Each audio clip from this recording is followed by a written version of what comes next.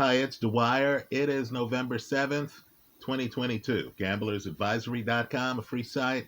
BettingAngle.us, a free site. Remember, the opinion you should follow should be your own. Just consider this video to be a second opinion from a complete stranger online. Now, to frame this boxing video, I need to talk about something that happened in a different sport on Sunday in the United States. A guy named Tom Brady, quarterback for the Tampa Bay Buccaneers, was having a terrible game. Terrible. He stunk. No other way to look at it. He was playing the defending champs. They made a mistake. So with 44 seconds left in the game, Tom Brady, with no timeouts left, none, had to go 60 yards. Right? His team needed a touchdown. Nobody had to tell Tom Brady that it was now or never. He got to work. He hit several guys with passes. Somehow, in less than 44 seconds, Tom Brady got inside the red zone. Then for the first time all year, Brady hit a tight end for a touchdown. Right? Ball game. Well, let's talk about what happened in the fight that took place on Saturday. I'm sore, folks. This is me when I'm sore, when I'm bitter, when I'm upset. I thought the prize was right in front of me. I could not believe the opportunity that was obvious in the first round. Right? It was right there. So let's talk about this. There's work to do. There's a job to be done. There's a little guy, relatively speaking, right? He's about 6 feet tall, weighing 175, but understand, the other guy, the unbeaten challenger, is much bigger, at least 2.5 inches bigger, with a reach advantage. Now, the little guy in the pocket is a mobile, great legs, combination puncher. He throws punches in bunches. When he gets going, he'll unload. He'll take chances. Right? Now, in an earlier generation, we would have called this guy Sugar Ray Leonard. Right? Again, not a pot shotter. We're talking about a combination puncher. Think Andy Ruiz at heavyweight, but with legs. Right? In this generation, that mobile combination puncher is Dimitri Bivol. Now understand, you have the first round, and here is Bivol in the pocket. I know on the telecast, Chris Mannix, those guys did a great job, but they kept talking about Bivol's defense. Right? There are fights where Bivol is moving around the ring. Not this fight. In the first round, Bivol is in the pocket.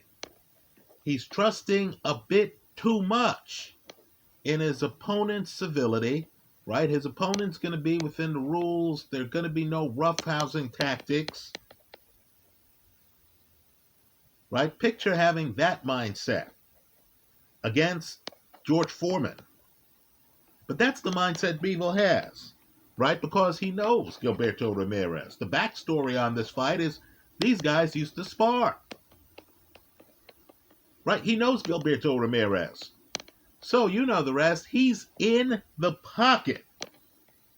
And of course, like Ray Leonard, Bivol has too much faith in his ability to dodge punches. Right? Bivol has his hands up and he's moving it like this, but understand, even when Bivol's throwing punches, he assumes that he'll be able to see what you're throwing and dodge it. So, here he is in the pocket, and folks, it's a shocker. He's head hunting the bigger man. Right? He's not only deep in the pocket, folks, he's throwing headshots at Gilberto Ramirez. Right? Understand too, with combination punchers, you can look at the rest of the round and think that their opponent has a slight edge. But there are going to be moments where that combination puncher throws a combination and grabs your attention for 5 seconds at a clip. Right? To see a combination puncher just start to open up, think Andy Ruiz when he knocks down Joshua the first time. Right? Combination puncher starts to unload and it's a two-handed attack. You can't look elsewhere. The guy getting hit looks like he has nowhere to go. In this fight, and it happened several times, Dimitri Bivol grabs your attention for 5-minute increments. He starts landing shots. Understand the way a combination works. You don't have to land all the shots in the combination. You just open up. Let's say you land the first two. Pop, pop. The guy then starts to move away. You miss one, but you come back with another shot.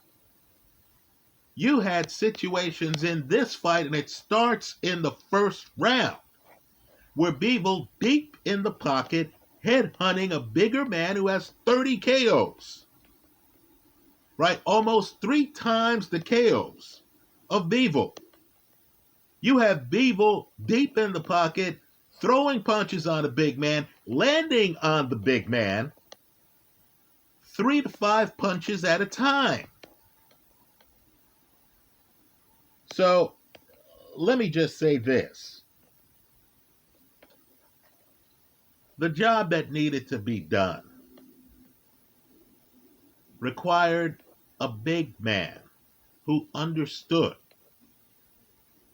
that no one roots for Goliath. Right? You needed a big man with a Wilt Chamberlain mindset. No one roots for Goliath. This smaller guy doesn't weigh as much as me. The weight class is really an illusion. Because I know how to rehydrate, how to lose weight, artificially show up, make the weight limit, then of course gain 15, 20 pounds after the weigh-in. Folks, these men were not the same weight class. I don't care what the weigh-in said. Gilberto Ramirez outweighed Dimitri Bivol. So, the first round is so shocking. This reminds me of the first round of the rematch of Canelo-Golovkin, where Canelo shows up in the pocket and you're thinking, who fights Golovkin from the pocket? We now know the answer. It's Canelo. Well, who fights Gilberto Ramirez from the pocket? His former sparring partner, Dimitri Bivol. Folks, Bivol lays down an ass-kicking in the first round. You're looking at it, you're saying, come on now, Gilberto Ramirez, in your dreams, you're hoping the smaller man shows up and is in the pocket. Understand, too, Bivol doesn't have the punch that Ray Leonard had. Right? He has some power. They point out that he used to be known as a puncher. He's not really a puncher. So here you have a guy who's relying on speed and combinations. Look at Bivol's front foot, folks. It's planted for times in that first round.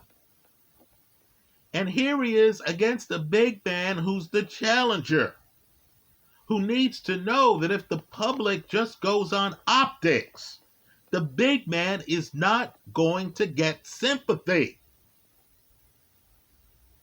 So you need it, Foreman. Really, in terms of guys in the game right now, right, the big man you needed was Joe Joyce. right? A guy who was going to look at a small man in the pocket and say, look, I'm not having it. I'm coming in behind the jab and I'm going to be on my front foot until you show me that you can stop this freight train. You needed a guy like George Foreman. You know, George Foreman is fighting Joe Frazier, feared heavyweight champ, unbeaten. And Foreman starts pushing him because Foreman wanted to extend his arms. You didn't need civility. You needed attitude. But of course, Bivol wasn't fighting Joe Joyce, was he? Right? Understand, Joe Joyce doesn't have the hand speed advantage on Joseph Parker. Parker's a big puncher. Right? Parker couldn't avoid Joyce that fight. Joyce was going to be on his front foot. Not only that, big men need to have the attitude of, hey, look, man, I'm the bigger guy. I'm here to trade. I understand you're going to land some shots on me. Well, I'm going to be throwing shots back. Joe Joyce's facial expression against Joseph Parker doesn't change. You needed that level of nastiness here.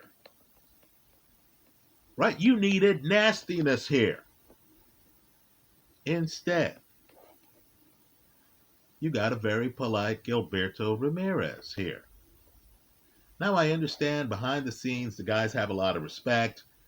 Bivol looked like he wanted to make a statement because he looked like the buddy you have who is offended by you for some reason. Right? Apparently, Ramirez in the pre-fight hype was talking about Bivol avoiding him. Bivol, a guy who's already fought Joe Smith, a guy who's already fought Jean Pascal, a guy who's already fought Canelo, was offended. Right? A guy who wants to fight Arthur Beterbiev. Bivol was offended. Folks, he is so offended that at the end of the round, he deliberately bumps into Gilberto Ramirez. Right? You're looking at open hostility. Now, I'm just telling you that there's a mindset out there. Again, I'll just name guys. George Foreman. Right? Nigel Benn. There's a mindset out there of, okay, this guy wants to fight. Sounds good. Let's have at it. Understand too, Bivol's not clinching a lot. Right? Bivol wants a shootout. Well, you know the rest. Even after the bump at the end of the round, and I understand this is your boy who you sparred with and you have a lot of respect for, and the two of you are coming up at the same time and all this other stuff. I get it. Your boy is unbeaten just like you are. But I needed nastiness. I was expecting nastiness. Right? I actually bet this fight early. I got better than 3-1 odds on Gilberto Ramirez. Understand, when the fight tipped off, they actually had on the telecast the MGM line, and it was above a plus 250. Right? This fight was an opportunity. And to be fair here, while it was clear watching the fight that Bivol won the fight, that's clear. Right? The fight's actually closer than you think because Ramirez landed body shots. Look at the body shot differential on the CompuBox numbers. Right? But understand, you need to be aware of the optics. Right? I don't care that Ramirez was a champ at 168. For this fight, he's the challenger. For this fight, he's fighting a guy who beat Canelo. Right? The boxing crowd has discovered Bivol. Right? So for this fight, you're the big man. You've got to act like the big man. Right? You can't be Kevin Durant, a big 7-footer who's trying to land, jumpers. Right? You need to be Shaquille O'Neal, the big man who is throwing his weight around the paint. Right? The other guy's in the paint. Right? Let me just say this. Years ago, there was a big fight in the NBA. And the guy known as Meta World Peace, Ron Artest, got tossed, right? Ended up fighting with fans. Got tossed. And he explained himself, right? Where he said, look, in the game, he and his team had a rule: no layups, right? If the other side's going to beat you, it's going to have to be somewhere other than in the paint. Well, here you have Bivol in the pocket, and you're the bigger man. So Gilberto Ramirez, who's a master technician, gets technical. Player, we didn't need technical. We needed Joe Joyce. We needed a big man. You're in a neutral place, Abu Dhabi. You needed a big man who's going to have the crowd there saying, man, this big man is too much. We needed Shaquille hanging on the rim. I wanted to see Gilberto Ramirez pushing around Bivol.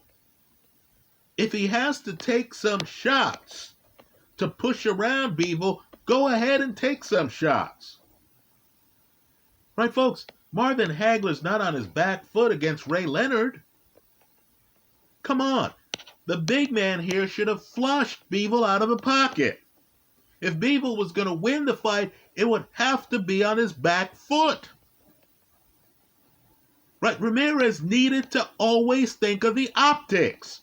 You just cannot have a smaller combination puncher in the pocket riddling you with shots. You couldn't have those 5-second moments every round where Bivol suddenly lands a combination and Ramirez is just getting hit. You needed to lean on Bivol, didn't you?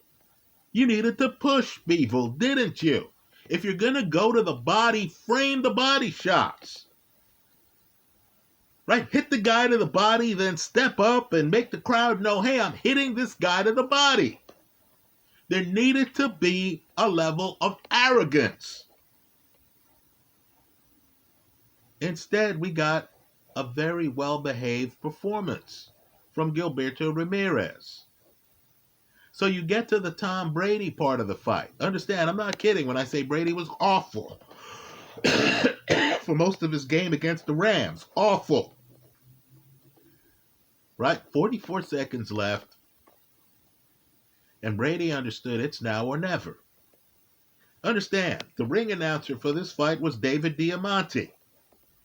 Right? His catchphrase is, the time is now. Right? The time is now. If you're Ramirez and you prepared for a certain fight, because again, this used to be your sparring partner, and Bivol shows up out of character, right? In the last 3 rounds, don't you go for broke? Isn't there an urgency? Don't you say to yourself, man, this guy has had some great combinations in this fight. I need to step on the gas here. I need to start throwing big shots. David Haye and Canelo have a move they do where David Haye would just throw a big shot. Right? The other guy could duck and get out of the way, but David Haye wanted you to know, I have big artillery. You can't stand here in the pocket. Sometimes the big shots landed. Right? He landed one of those home run shots on Valuev, right, to win the heavyweight title. Right? Canelo is a guy who'll throw a big left hook. Right? Just to kind of let the crowd know, hey, I have this. Right? I'm not going to keep it in the holster the whole fight. He needs to let the other guy know, look, player, the pocket is dangerous. If you're going to stand in the pocket and try to look brave, just understand I have artillery. I'll even throw it when it's not going to land. Just to let you know, if you walk into it, you're going to be in trouble. Where were the big home run shots from Gilberto Ramirez? Player, you had to know you were losing the fight. You had to know. Also, Understand the skilled big men in sports know that nobody's rooting for them. Right? Don't you know that you're the big man? That the judges gave Jimmy Young the fight against George Foreman, for crying out loud. You're the big man. No one cries for you. You're the establishment, even though you're the near 3-1 underdog. Don't you understand that you've got to get desperate late in the fight when you're losing the fight? Who did you think was the champion going into the fight? So you look at the CompuBox numbers and you notice Ramirez did try to raise room temperature. He throws over 40 punches the last round. But let's just say they weren't angry punches. What's even more interesting is that on the telecast they tell you, I said the telecast did a great job. On the telecast they tell you that Ramirez is a guy who can go to the body with a vengeance, and that here he wasn't doing it enough. Well, think about it. As you look at the CompuBox, you're going to see he landed many more body shots than did Bivol.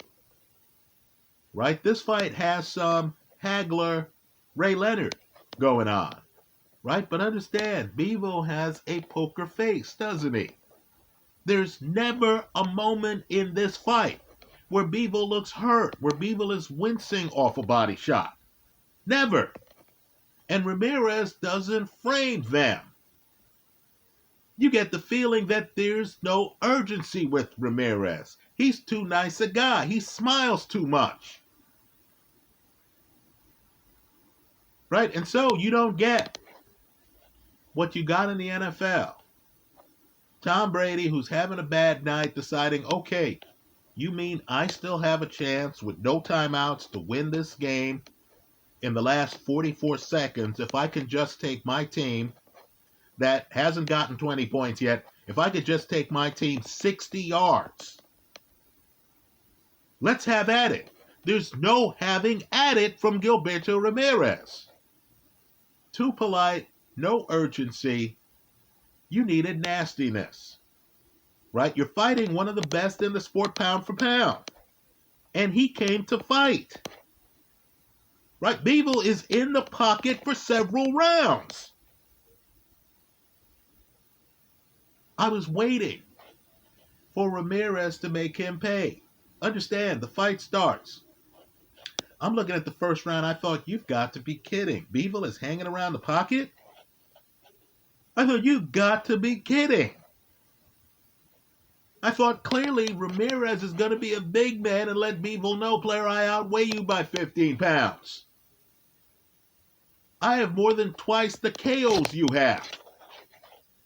Right? I'm coming at you if it takes forearms. Right? Roy Jones against Joe Calzaghe, if you remember. If it takes forearms, if it takes elbows, if it takes me leaning on you, if it takes me pushing you with both hands, which is what Foreman did to Frazier. Right? If that's what it takes, that's what I'm going to do, because the time is now. And this is a title fight. We got no urgency.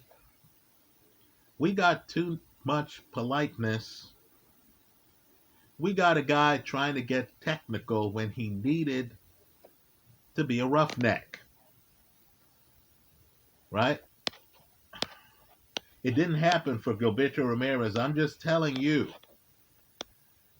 that it was on the table for him.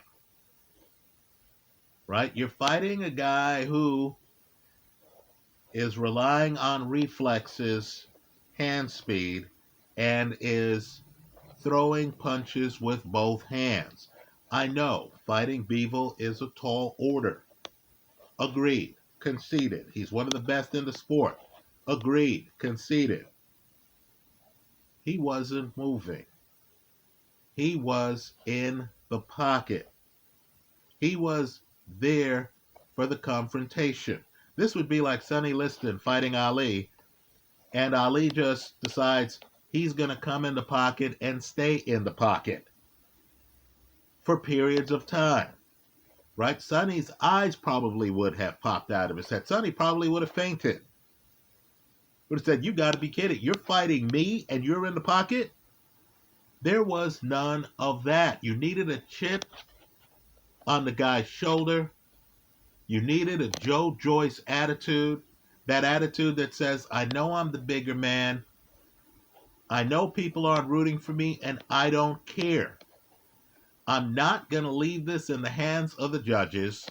I'm going to rough this guy up so much that if he happens to make it to the judges will be too afraid to vote against me." The attitude wasn't there. It was bad optics. I'm sure Gilberto Ramirez is thinking to himself, "Hey, I landed a lot of body shots." Right, player, they didn't give Marvin Hagler, a boxing legend, the nod for the body shots against Ray Leonard.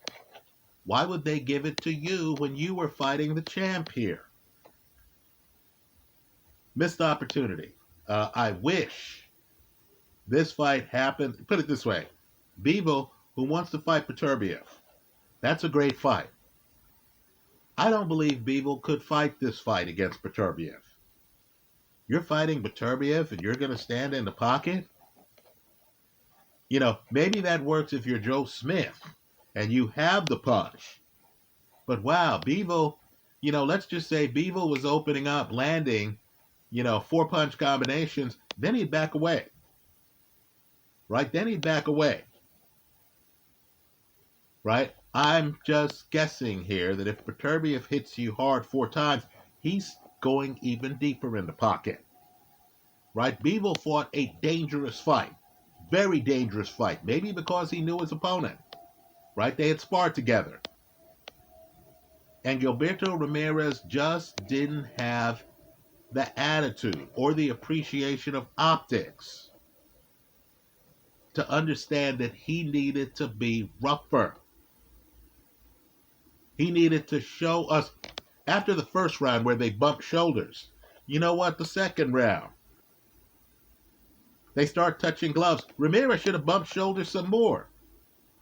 He should have let the guy know, "Hey, player, look, I know you and I are boys, but this is a business." Right? You can be my brother outside the ring. In the ring, I want your title. Didn't happen. Didn't happen. Let me hear from you. Let me know what fight you saw. I hope you leave your comments in the comment section of this video. I lost on this fight.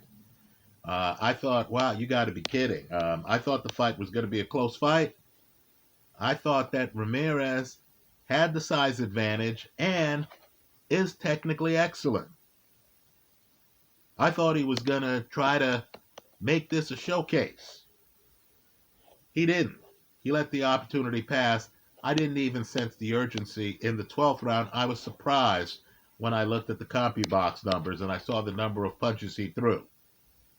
It's amazing how some guys can throw 10 punches in a round and look devastated. You actually remember them. And other guys can throw more than 40 and you don't even realize it. That's how I saw it. Let me hear from you. I look forward to your comments. Thanks for stopping by.